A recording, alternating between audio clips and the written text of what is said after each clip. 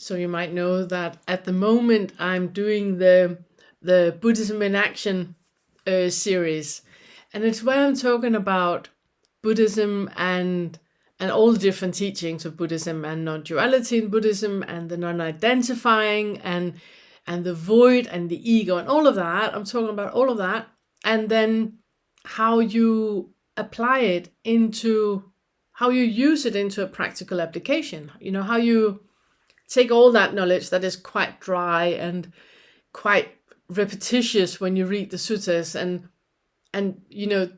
twist the kaleidoscope in a way so it makes sense and apply it to your life. And that's why I'm doing the Buddhism in Action. And before I say anything else, I want to just to say that it's a bit weird calling it Buddhism. Normally when I'm asked if I'm a Buddhist, then just for the sake of ease and not to complicate things further, I usually say yes, I'm a Buddhist. But in reality, I'm not. Because you can't be a Buddhist. Well, you can be a Buddhist, but then it's part of religion, and then it's something completely different. I see myself as a practitioner of the Dharma, of the Buddhist teachings, and the Buddha, in all the different suttas where he talks about it, he keeps saying, I'm a normal person, I'm a normal guy, and I have experienced enlightenment, I have become awakened, and you can do it too. It's nothing special. It's nothing that is not achievable for everyone. Everybody can do it. And if you don't take my word for it, just try these things, see if it works, and if it works for you, then great. And that's what I really like about the Dharma, about the teachings. That is very, very, very practical. It's very much about, this is what you experience, this is the reason why it is like that, this is what you want, this is what you need to do. It's very, very straightforward, very, very logical, and I find that so satisfying.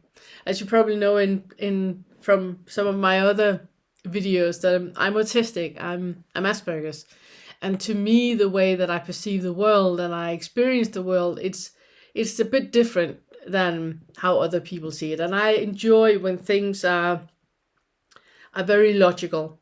I like when things are understandable, and I always try to see a pattern in things. And that's what I have found with Buddhism, that it's so straightforward and it's so uncomplicated, and it's for everyone. It's it can be very repetitious to read the suttas if you don't enjoy that. And I think I'm going to make some other videos where I talk about the different suttas, because there are different ways to read them. But you don't need to read all the suttas and join a sangha or do any of that to harvest all the great knowledge that is in the Dharma. So I'm doing this Buddhism in Action at the moment, where it's different teachings, and the foundation of Buddhism, it's something that's called the Four Noble Truths. And the first truth is that life is suffering. The second one is that this is the cause of the suffering. There's a way out of the suffering, and this is how you do it. And when we hear the word suffering, then we tend to go like, do I really agree with that everything is suffering? But you could, instead of saying suffering, you could see discontentment or dissatisfaction.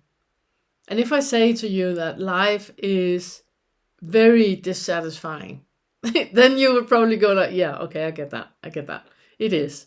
Because either you want something or you're trying to avoid something. So the first of the noble truths is that life is suffering, that the life is dissatisfying, very, very dissatisfying. And the reason why it is so dissatisfying, that's the second noble truth, is that we are always trying to achieve something, or we are trying to avoid something. And when we have achieved something, we are hanging on to it, clinging on to it, and so afraid of it disappearing. So we never ever get to the point where we actually enjoy, and that is part of the ego. In psychology, we know now that the ego part of us, the way that we experience the world through our senses, you experience the world through the senses, with your sense of smell and hearing and tasting and so all your senses are picking up all the information, and all that information is collected by the brain, and the brain is creating a meaning with that. And in that creation of a meaning, as someone believing itself to exist is created as well, and that is where you perceive you as you. In reality, there's no you. There's only sensory experiences happening. And in psychology, we look at that someone believing itself to exist, we call the ego. That is where you experience the world. And in that experiencing, you also put an interpretation into it, and you lock it in your brain as a memory, so for future things that are going to happen, then you have experienced before, and then your nervous system can calm down, so on. But when we're in the ego, we are in the part of the second of the Four Noble Truths, where we are craving, we have an aversion, or we are clinging. And that is part of the ego. So the way out of it that's the third noble truth, is clearly not to identify anymore. It's to move yourself from the ego into the observer. And I have made a lot of videos where I talk about how you do that.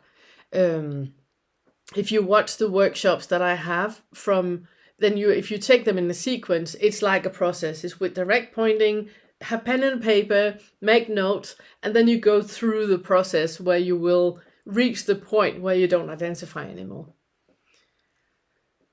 So the way that you do that is pulling yourself from the experience where you identify into an observing role, where you are observing what is happening, and whatever emotion arises, you don't identify with it. You don't see it as my feeling. You just see it as a feeling arising.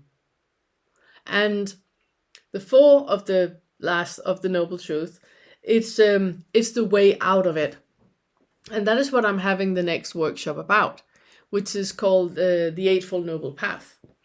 And that is like 8 points that if you are aware of those, then you and you're aware of it like all the time. You pull yourself from the ego into the observing all the time. Then you automatically, in those 8 areas, everything will fall into place. It's about the way you perceive the world. It's about how you perceive yourself. It's about how you communicate. It's about the effort you put into things. And it's very, very straightforward, and it's very logical and very, very practical. So that's the next workshop that I'm going to have. And it's going to be on the 6th of August at 1:00 on British Standard Time, so London time. And either if you're part of the membership of the community that I have, then automatically you will be in and you will be present and participating. I'm putting a link in the group there. If you're not, then you can watch the video and you can ask questions. Sometimes I answer the question from YouTube and sometimes I don't. And then that is going to be a theme for the entire month. So you can learn how to non-identify and how to get to a point where you experience freedom, where you don't. Because the thing is, when you don't identify anymore, then you're just present in the world as you, and there's no hooking into anything. Anything that is happening is completely fine. You're fine with whatever is happening. So yeah, that's the Four Noble Truths.